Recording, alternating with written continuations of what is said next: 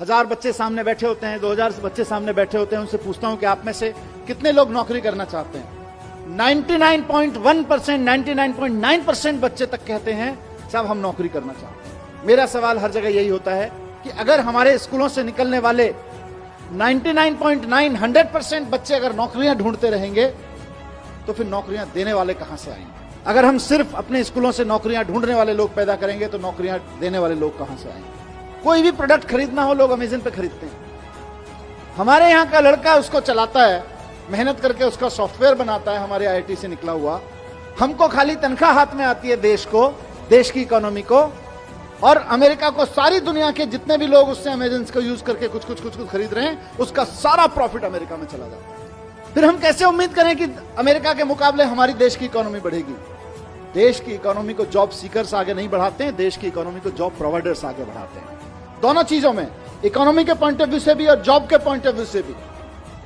और इसको गांठ बांधने में चाहता हूं सारे प्रिंसिपल, सारे टीचर्स, हमारे जितने साथी हैं, जिस वक्त हम देशभक्ति की बात करते हैं ना, कि जब दुश्मन की सेना सामने खड़ी हो तो देश के लिए जान देना देशभक्ति है, लेकिन जब बेरोजगारों की सेना सामने खड़ी हो तो देश के लिए नौकरियां देना देशभक्ति है।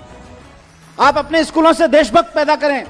हम खूब 15 अगस्त मनाएं, खूब 26 जनवरी मनाएं, अपने लड़के लड़कियों को तैयार करें देश के लिए जान देने के लिए, लेकिन साथ साथ अपने लड़के लड़कियों को तैयार करें देश को नौकरियां देने के लिए, क्योंकि नौकरियां नहीं रहेंगी तो जितने सुसाइड देश भर में हो जाते हैं उससे कम लोग बॉर्डर पे मारे जाते हैं। अगर आप बॉर्डर की बात करें तो अभी दुश्मन की सेना से जो खतरा है वो तो होता ही है, किसी भी मुल्क को होता है, लेकिन सबसे ज्यादा खतरा देश के नौजवानों को आज बेरोजगारी से है। और बेरोजगारी का मुकाबला करने के लिए हमें देशभक्त पैदा करने पड़ेंगे, ऐसे देशभक्त पैदा करने पड़ेंगे जो हजारों हजारों लोगों को नौकरियां दे सके। हम चाहते हैं कि बच्चे का डर निकले, हम चाहते हैं कि बच्चे के अंदर कुछ नया करने की, कुछ बड़ा करने की हिम्मत पैदा हो।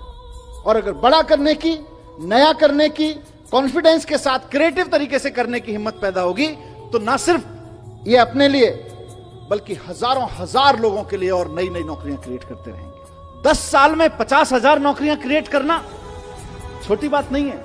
देश की सारी सरकारें मिलकर 10 साल में 50,000 नौकरियां क्रिएट नहीं कर सकती हैं जितना एक लड़के ने खड़े होकर करके दिखा दिया। या एक छोटे से मतलब क्या आईआईटी के ग्रेजुएट ने 10 साल के अंदर अंदर खड़ी करके 3-4 लड़के मिले, ये लोगों ने करके दिखा दी। सारी सरकारें मिलकर उतनी नौकरियां नहीं पैदा कर सकती हैं। कितनी पोजीशन क्रिएट करोगे आप सरकारों में? कंपनियां, एग्जिस्टिंग कंपनियां कितनी पोजीशन क्रिएट करोगे? वहां से नहीं निकलेंगी, नया सोचने से, बड़ा सोचने वालों की निकलेंगी। और आज अनफॉर्चुनेटली जो बहुत बहुत बड़ी कंपनियां हैं, मल्टीनेशनल कंपनियां हैं, उनमें जॉब्स बढ़ने वाले नहीं है। वहां तो जॉब्स बड़े बड़े लोगों को आईआईएम से निकलने के बाद, आईआईटी से निकलने के बाद इसलिए दिए जा रहे हैं कि भाई हम आपको 5 लाख रुपए का पैकेज देंगे, आप ऐसा करो कि हमारे यहां से 5,000 लोगों की रिक्वायरमेंट कम कर दो।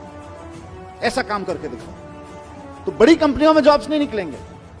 बहुत बड़ी बड़ी कंपनियां जो मल्टीनेशनल कंपनियां हैं उनमें ज्यादा जॉब नहीं निकलेंगे। वहां तो इसी काम के लिए है। और सबसे बड़ी चीज नया, आज की तारीख में मार्केट में जो नौकरियां हैं उनके लिए तो हमें बच्चों को तैयार करना ही करना है, लेकिन साथ साथ ऐसी नौकरियां जो आज की तारीख में एग्जिस्ट नहीं करती हैं उनके लिए भी बच्चों को तैयार करना है। और दूसरी चीज ये भी है कि सिर्फ नौकरी देना नहीं है, आप इसको देश के पॉइंट ऑफ व्यू से देखिए। आप सोच के देखिए कि किसी स्कूल में पढ़ते होंगे, वहां से निकल के उसी माइंडसेट के साथ कि नौकरी करनी है, जाके अमेरिका की एक बड़ी कंपनी में नौकरी कर ली। अब नुकसान क्या होता है? नुकसान यह होता है कि हम और आप मिलके बच्चों पे मेहनत करते हैं, मेहनत करके उसे आईआईटी, आईआईएम भेजते हैं, उसके बाद अमेरिका की कंपनी में नौकरी करता है, क्योंकि हमारे यहां तो नौकरी देने वाले लोग हैं नहीं, नौकरियां बनाने वाले लोग हैं नहीं, नौकरियां प्रोड्यूस करने वाले लोग हैं नहीं। तो वो जाके अमेरिका की किसी कंपनी में नौकरी करता है, लेकिन अमेरिका सारा स्किल के बावजूद अमेरिका की कंपनी में नौकरी करने के बाद आप सबके, हमारे सब मेहनत के बाद जो हमको हासिल होता है वो कुल मिला के एक लड़के की तनख्वाह हासिल होती है, इससे ज्यादा कुछ नहीं हासिल होता। और वो जब दुनिया भर के प्रोडक्ट अमेरिका की एक वेबसाइट पे सेल कराता है सॉफ्टवेयर बना के, तो फायदा फिर अमेरिका को होता है। सारी दुनिया में किसी कंपनी विशेष की बात नहीं है, लेकिन आप सोच के देखिए, और मैं कोई स्वदेशी का रोमांटिसिज्म भी नहीं पेश कर रहा हूं, मैं इकोनॉमी की बात कर रहा हूं कि सारी दुनिया में कोई भी प्रोडक्ट खरीदना हो लोग अमेज़न पे खरीदते हैं। हमारे यहाँ का लड़का उसको चलाता है, मेहनत करके उसका सॉफ्टवेयर बनाता है, हमारे आईआईटी से निकला हुआ। हमको खाली तनख्वाह हाथ में आती है देश को, देश की इकोनॉमी को, और अमेरिका को सारी दुनिया के जितने भी लोग उससे अमेजन को यूज करके कुछ खरीद रहे हैं, उसका सारा प्रॉफिट अमेरिका में चला जाता है।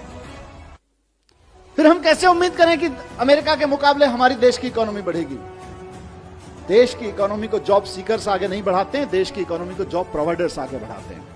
बहुत बार ऐसा हुआ है कि फॉरेन डेलीगेट्स, वहां के मंत्री, वहां के ऑफिसर, वहां के बिजनेस डेलीगेट्स आके, वहां के यूनिवर्सिटी के प्रोफेसर्स आके मेरे साथ डिस्कस कर रहे हों, और 15, 20, 25 मिनट की बातचीत में जब वो 10-15 मिनट बात अपनी रख लेते हैं और हम अभिभूत होते हैं, यार हमारे पास इतना बढ़िया सैनिटेशन प्लान क्यों नहीं है, हमारे पास इतना बढ़िया ट्रैफिक प्लान क्यों नहीं है।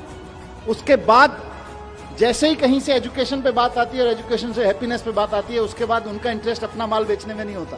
फिर वो बोलते हैं जी हम 3 दिन और हैं, हमें कोई स्कूल दिखा दोगे क्या? क्योंकि सारी दुनिया इस बात से जूझ रही है कि यार हम पढ़ा लिखा तो रहे हैं, हम सक्सेसफुल तो बना रहे हैं बच्चों को, लेकिन हैप्पी नहीं बना रहे। और बंदूकें सिर्फ पाकिस्तान भारत के बॉर्डर पे नहीं तनी हुई है, घर घर में तनी हुई है।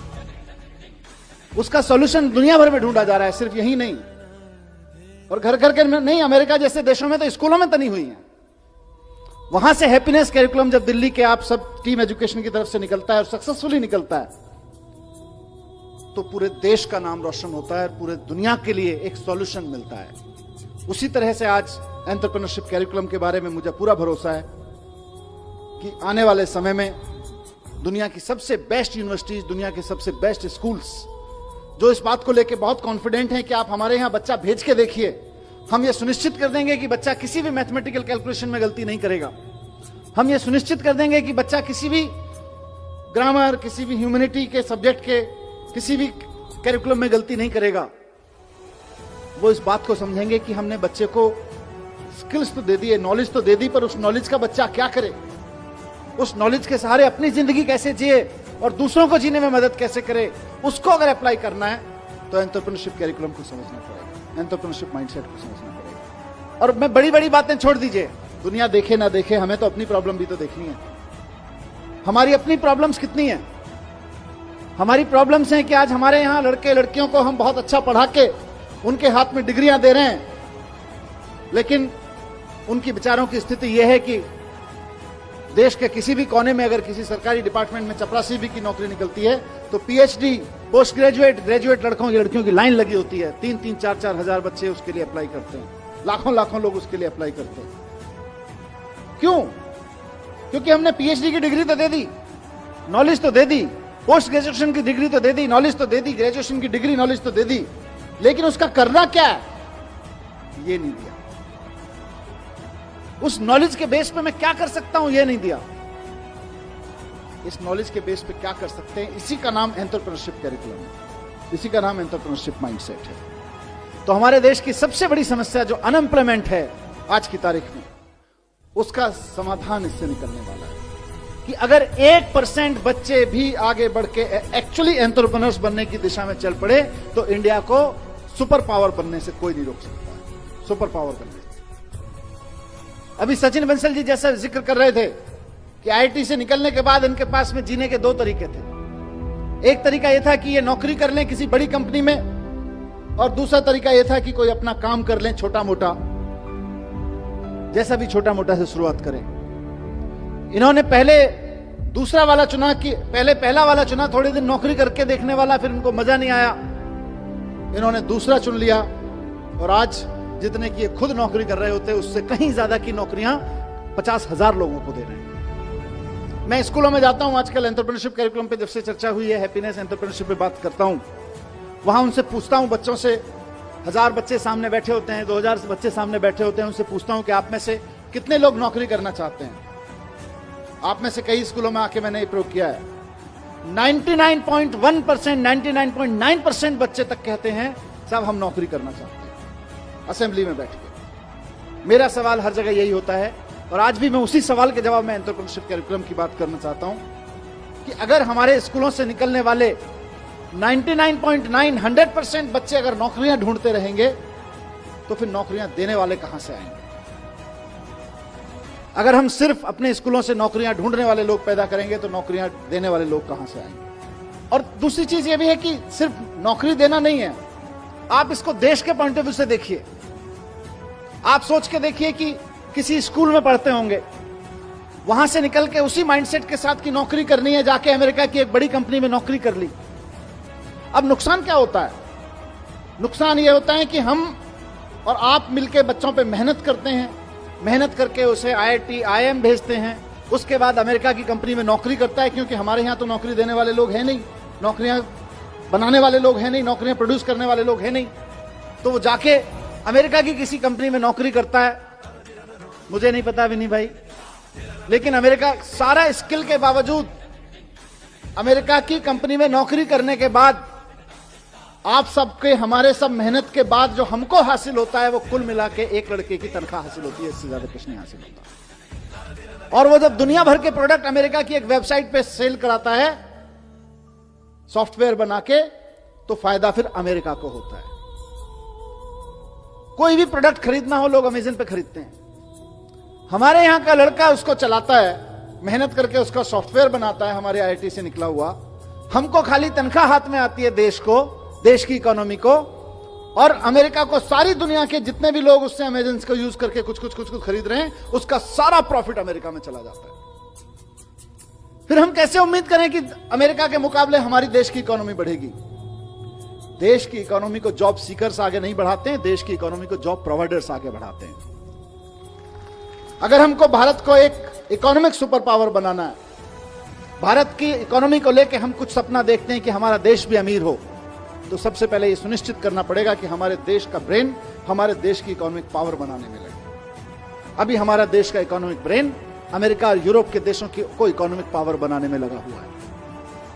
और मैंने कहा सिर्फ नौकरियां नहीं, सिर्फ बिजनेस नहीं, नौकरियां भी करें तो प्रोफेशनल अप्रोच के साथ करें, कि हिम्मत हो तो एक तांगे वाले से दुनिया के सबसे बड़े मशहूर मसाले वाले के रूप में भी जिंदगी जी जा सकती है। तांगे वाले से जिंदगी शुरू करके, सियालकोट से आके आपने भारत में एक तांगे वाले का काम शुरू किया, और तांगे वाले से लेके आज हम में से कौन नहीं जानता है इनको, इनके प्रोडक्ट कौन नहीं यूज करता है, दुनिया के किस मुल्क में इनके प्रोडक्ट यूज नहीं हो रहे हैं, कितने हजारों लाखों लोगों को इनके वजह से नौकरियां नहीं मिल रही हैं, डायरेक्ट और इनडायरेक्ट तरीके से।